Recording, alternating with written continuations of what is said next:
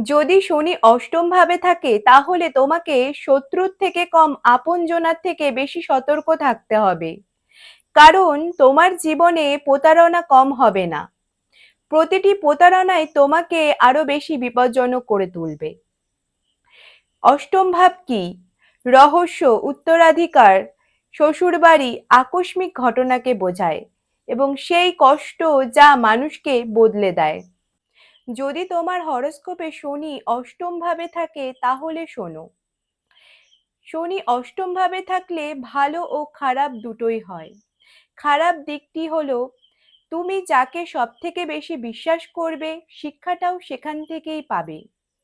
অষ্টম ভাবে শনি শ্বশুরবাড়িতে সমস্যা তৈরি হবে, টাকা আটকে যাবে, অনেক সময় মনে হবে তোমার ভাগ্য তোমার বিরুদ্ধে দাঁড়িয়ে আছে।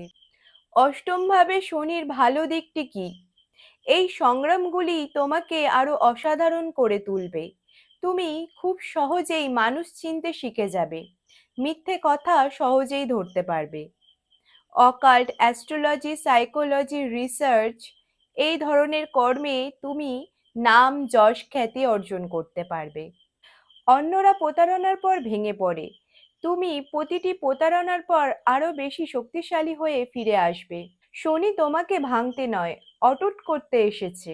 যাদের শনি অষ্টম ভাবে আছে তারা কমেন্ট করো শনি, আমি তোমাদের জানাবো তোমার জন্মকুষ্ঠিতে লুকানো শত্রু বেশি আছে নাকি লুকানো শক্তি।